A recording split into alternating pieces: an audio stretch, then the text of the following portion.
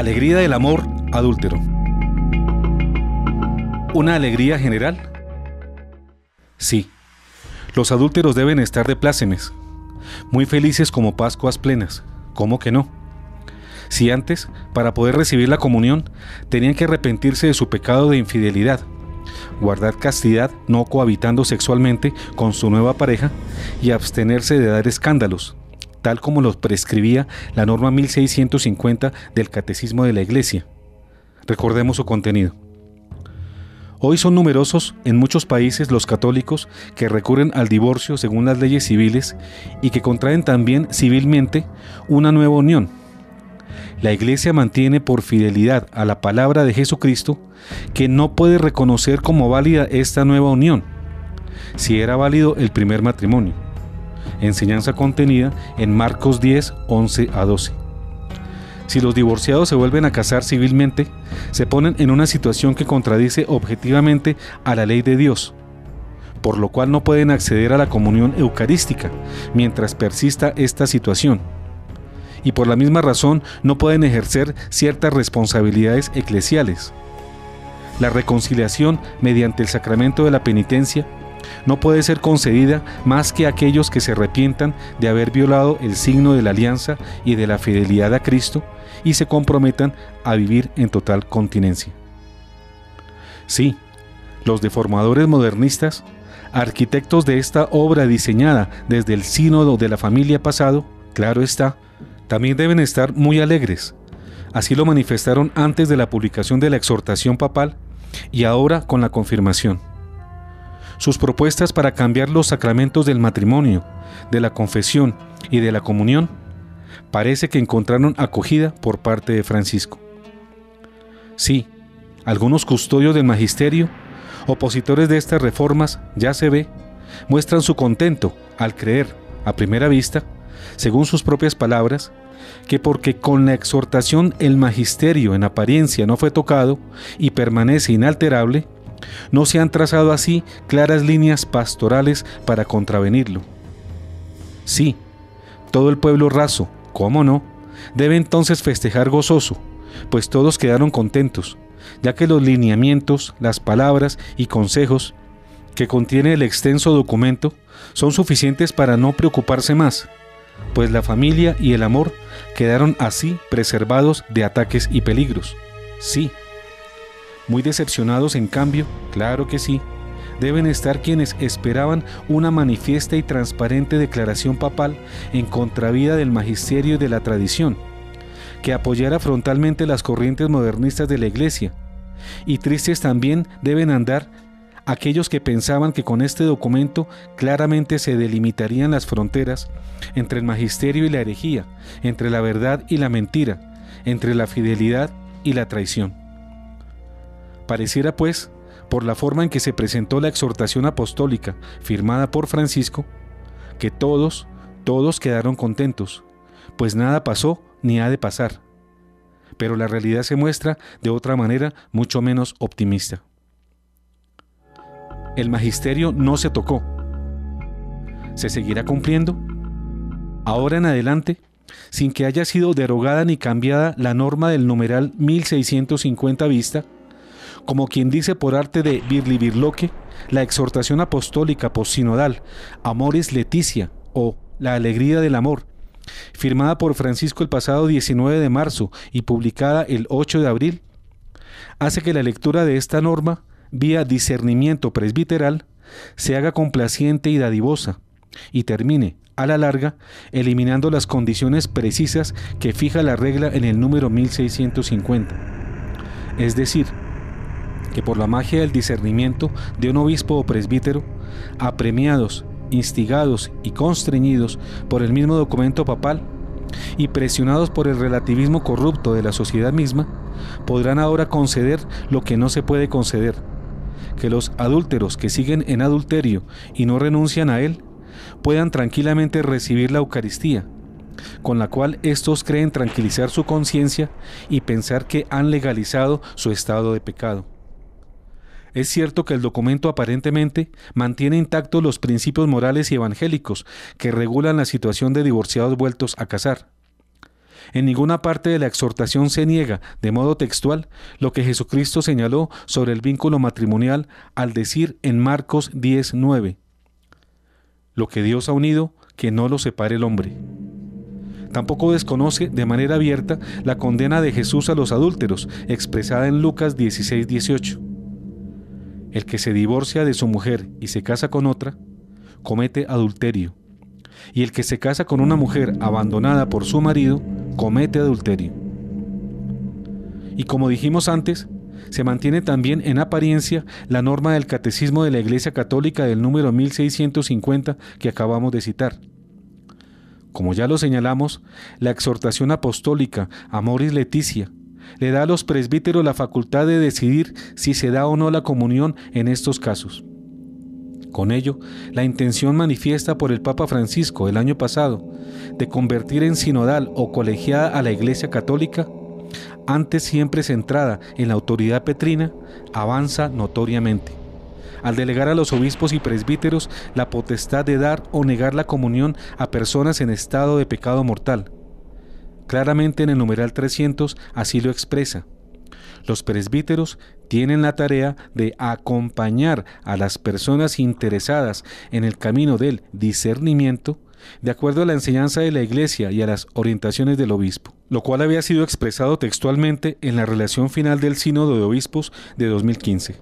Recordemos que la única sinodalidad o colegialidad aceptada por la tradición expresa que la cabeza de la misma debe ser el Papa y que el colegio es solamente consultivo y su autoridad viene del Papa. Mientras que esta concepción nueva de la colegialidad que define así Francisco pone la colegialidad casi como una expresión democrática, contrario al centralismo monárquico propio de la Iglesia. Recordemos también que previo al sínodo pasado, Francisco realizó la más grande encuesta mundial jamás realizada entre todas las diócesis del mundo, para determinar el sentir de todos respecto al matrimonio y la familia. El que esté libre de pecado. Si todas las cosas, como hemos visto, en apariencia están en regla y son de entrada inobjetables, ¿qué es entonces lo que genera nuestra molestia y gran preocupación con esta exhortación tan bellamente titulada? Un análisis más detallado del documento de Francisco nos muestra una constante insistencia contra el supuesto rigorismo de las normas establecidas y de cómo un buen intérprete debe luchar contra la pretendida dureza de esas normas y dar curso a interpretaciones livianas que conduzcan a un discernimiento facilitador, dispensador. En otras palabras, que posibilite soluciones sin mayores tropiezos para que los adúlteros puedan acceder al sacramento. Da la impresión de que hay un persistente apremio del Papa, lleno de presiones psicológicas, morales y pastorales, para forzar o inducir unos discernimientos complacientes. Vamos a los textos de la exhortación postsinodal. Por ejemplo, en el numeral 298 podemos leer: los divorciados en nueva unión, por ejemplo, pueden encontrarse en situaciones muy diferentes, que no han de ser catalogadas o encerradas en afirmaciones demasiado rígidas, sin dejar lugar a un adecuado discernimiento personal y pastoral. En el 305, por ello, un pastor no puede sentirse satisfecho solo aplicando leyes morales a quienes viven en situaciones irregulares, como si fueran rocas que se lanzan sobre la vida de las personas. Y esto nos remite claramente a la situación bíblica de la mujer adúltera, a quien querían apedrear quienes eran culpables en gran medida de su adulterio, porque habían cohabitado con ella. Aquí suponemos que el pastor que haga el discernimiento no se ha acostado con ella, y por tanto sobra amedrantarlo de esta manera. En el número 304 continúan las presiones papales de orden moral que buscan solapadamente inducir un resultado favorable a los adúlteros en el llamado discernimiento. Allí leemos como una norma de tal discernimiento: es mezquino detenerse solo a considerar si el obrar de una persona responde o no a una ley o norma general, porque eso no basta para discernir y asegurar una plena fidelidad a Dios en la existencia concreta de un ser humano. Pero ya antes, en el número 301, el documento de Francisco pretendió disminuir las exigencias evangélicas que impiden la comunión en pecado mortal, con frases como esta: por eso, ya no es posible decir que todos los que se encuentran en alguna situación así llamada irregular viven en una situación de pecado mortal, privados de la gracia santificante. Ante lo cual nos preguntamos, ¿cómo es eso de que entonces quien vive en situación de adulterio puede vivir en estado de gracia y de amistad con Dios? ¿Esto no es pretender convertir a Dios en cómplice del pecado? Recordemos que en el caso evangélico de la mujer adúltera, el Señor ciertamente la perdonó, pero también le advirtió: no peques más. No hay vuelta de hoja o de página. Los que viven en adulterio viven en pecado mortal. Es claro que el grado de responsabilidad en todos los casos no es igual, y puede haber categorías según la situación particular de cada cual. También leemos en el número 310. Es verdad que a veces nos comportamos como controladores de la gracia y no como facilitadores, pero la iglesia no es una aduana, es la casa paterna donde hay lugar para cada uno con su vida a cuestas. Claro que la iglesia no es una aduana, sino una casa paterna, pero recordemos que el hijo pródigo, cuando regresa a la casa de su padre, pide perdón por sus pecados. Así lo enseña San Lucas 15:21. El joven le dijo: Padre, pequé contra el cielo y contra ti. No merezco ser llamado hijo tuyo. Y el 3:12 nos dice: esto nos otorga un marco y un clima que nos impide desarrollar una fría moral de escritorio al hablar sobre los temas más delicados, y nos sitúa más bien en el contexto de un discernimiento pastoral cargado de amor misericordioso, que siempre se inclina a comprender, a perdonar, a acompañar, a esperar y sobre todo a integrar. 2016, el año de la verdadera misericordia.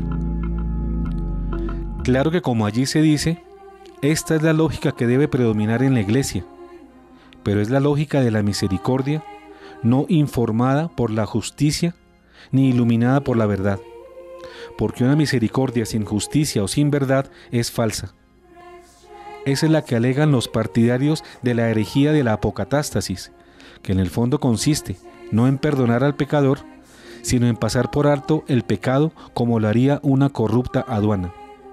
Es una paradoja saber que esta exhortación apostólica se da en el año jubilar de la misericordia, posiblemente como parte de su desarrollo. ¡Qué desconcierto e ironía mayor! Pensar que con la misericordia se quieran cobijar el horrible pecado del adulterio y en la práctica se busque hacer disoluble el matrimonio, contra la voluntad de Cristo, quien dijo en Mateo 19:6, que lo que Dios ha unido, no lo separe el hombre. A algunos podría parecer exagerada y sin razón nuestra interpretación del documento de Francisco sobre el amor en la familia. Podrían tacharnos de nuevo de fundamentalistas, rigoristas y hasta de faltos de caridad. Pero en este caso estaríamos de acuerdo con el mayor de los rigoristas, quien es el propio Cristo, porque Él es quien nos ha dicho sin lugar a dudas o amalladas interpretaciones en Lucas 16:18. El que se divorcia de su mujer y se casa con otra, comete adulterio, y el que se casa con una mujer abandonada por su marido, comete adulterio. O de nuevo lo expresado en Mateo 19:6, lo que Dios ha unido, que no lo separe el hombre. El, para algunos, fundamentalista y rigorista San Pablo, incluye con claridad a los adúlteros en la lista de quienes no entrarán en el reino de los cielos, al decir en 1 Corintios 6, 9 y 10, ¿ignoran que los injustos no heredarán el reino de Dios? No se hagan ilusiones. Ni los inmorales, ni los idólatras, ni los adúlteros, ni los afeminados, ni los pervertidos, ni los ladrones, ni los avaros, ni los bebedores, ni los difamadores, ni los usurpadores heredarán el reino de Dios. ¿Dos soluciones contrarias para un mismo caso? Con la interpretación de este documento se pueden presentar dos casos. El del obispo de buen sentido que mantenga las condiciones del 1650, pero también el del obispo de sentido modernista que no crea en estas condiciones y por ello no las haga cumplir. Es claro que los actuales sacerdotes, muchos de ellos, no todos, no se encuentran debidamente preparados para tamaña responsabilidad, debido a su deficiente formación en el seminario. Se puede dar al mismo tiempo las dos situaciones opuestas, con el agravante de que ante un mismo caso, el discernimiento de un obispo o de un sacerdote con tranquilidad de conciencia pueda determinar que adúlteros que continúan en adulterio sin arrepentirse y sin dejar las relaciones sexuales entre ellos reciban la comunión. También será muy fácil así encontrar obispos complacientes y recurrir selectivamente a ellos para acceder ventajosamente al sacramento, lo cual presupone caos y promiscuidad en algo siempre ordenado, claro y sagrado. Miren por qué el gobierno de la Iglesia debe ser monárquico y no colegiado o sinodal, mucho menos democrático, para evitar los errores y las diferencias tan grandes en el discernimiento de las situaciones en cuestión. Pero la prueba de que nuestras interpretaciones no son rigoristas y fundamentalistas, sino que son verdaderas sin más, está en el modo y la forma como la inmensa mayoría de los medios de comunicación del mundo dieron la noticia sobre el documento papal que estamos comentando. Algunos ejemplos. Titulares de la prensa mundial. Angelus Domini nunciavit Maria. Et concepit de Spiritu Sancto. Ave Maria, gratia plena, Dominus tecum, benedicta tu in mulieribus, et benedictus fructus ventris tui, Iesus. Santa Maria, Mater Dei, ora pro nobis peccatoribus, nunc et in hora mortis nostre. Amen. Ecce ancilla Domini. Fiat mi secundum verbum tuum. Ave Maria, gratia plena, Dominus tecum, benedicta tu in mulieribus, et benedictus fructus ventris tui, Iesus. Sancta Maria, Mater Dei, ora pro nobis peccatoribus, nunc et in hora mortis nostre. Amen. Et verbum caro factum est. Et habitavit in nobis. Ave Maria, gratia plena, Dominus tecum, benedicta tu in mulieribus, et benedictus fructus ventris tui, Iesus. Sancta Maria, Mater Dei, ora pro nobis peccatoribus, nunc et in hora mortis nostre. Amen. Ora pro nobis, Santa Dei Genitrix. Digni efficiamur promissionibus Christi. Gratiam Tua, quesumus Domine, mentibus nostris infunde, ut che angelo nunziante Christi Filii Tui incarnationem coniovium, per passionem eius et crucem, a resurrectionis gloriam perducamur, preundem Christum Dominum nostrum. Amen. Gloria Patri et Filio et Spiritui Sancto. Sicut erat in principio, et nunc et semper, et in saecula saeculorum. Amen. Gloria Patri et Filio et Spiritui Sancto. Sicut erat in principio, et nunc et semper, et in saecula saeculorum. Amen. Gloria Patri et Filio et Spiritui Sancto. Sicut erat in principio, et nunc et semper, et in saecula saeculorum. Amen. Requiem aeternam dona eis Domine. Et lux perpetua lucea eis. Requiescant in pace. Amen. Sit nomen Domini benedictum. Ex hoc nunc et usque in saeculum. Aiutorium nostrum in nomine Domini. Qui fecit caelum et terram. Benedicat vos omnipotens Deus, Pater et Filius et Spiritus Sanctus. Amen.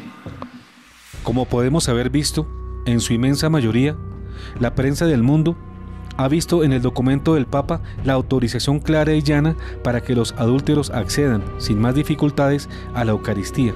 Por eso nuestra interpretación del documento no está distante de estas apreciaciones de la opinión pública mundial. Como dice el dicho popular, Vox Populi, Vox Dei. Si así lo juzgan y con ello catequizan los medios responsables de las naciones, es porque en el fondo tienen razón y sus titulares y contenidos, como ya lo vamos viendo, son la forma de adoctrinar al mundo y catequizarlo. Tengan o no razón, aclare o no el Vaticano, defiendan o no los muchos neointérpretes del nuevo papado. Voltear la página luego de 1700 años. Y de postre, permítanos, queridos teleamigos, recordar las jubilosas palabras del cardenal Walter Kasper, uno de los campeones de la herejía y de la apostasía actual, que con más ardor y entusiasmo comulga con el Papa Francisco.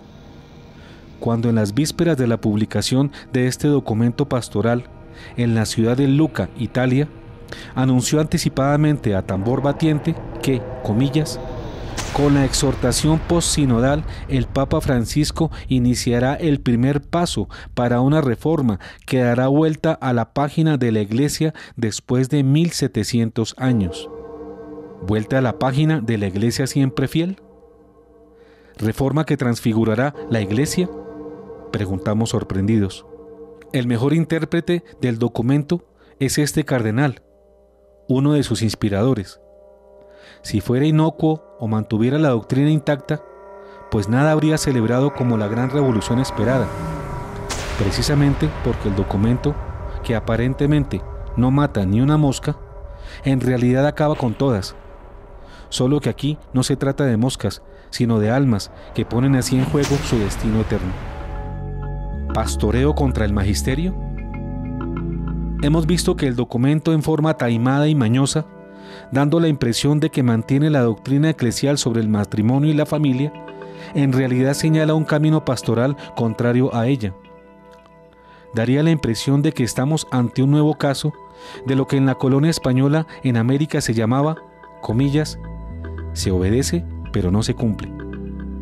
Con estas palabras, la oligarquía latinoamericana, explotadora de los indígenas, dejaba de aplicar las leyes llamadas de Indias, con las que los monarcas españoles intentaban defender a la población aborigen de sus abusadores criollos. Estos tramposamente reverenciaban las leyes, pero impedían su aplicación.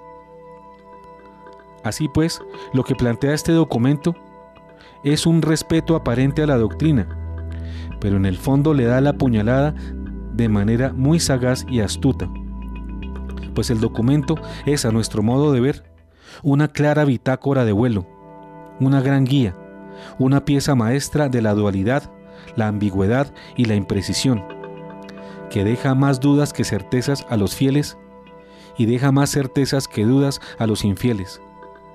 Una decisión papal que busca dejar contentos a todos, cosa que consigue con muchos, con el que se pretende servir a dos señores, cosa imposible. Característica que en justicia es menester reconocerle al escrito de Marras. Varias son las consecuencias de este trascendental documento, que solo el tiempo dejará ver con claridad. Varios son los aspectos a analizar sobre esta decisión de Francisco respecto a la familia y el matrimonio. Pues el documento no solo habla de divorciados vueltos a casar y parejas irregulares. Contempla otros temas como la educación de los hijos, la educación sexual, el noviazgo, el matrimonio, la vocación de la familia, etc., las cuales analizaremos, Dios mediante, en adelante con mayor detalle. Para concluir, creemos que todo el quid del asunto no solo está en las facultades que da Francisco a los presbíteros para que decidan en cada caso de adulterio dar la comunión o negarla, sino también y principalmente en indebidamente apremiar, presionar, inducir, instigar a quien debe ahora discernir para que los adúlteros sientan la alegría de su pecaminoso amor.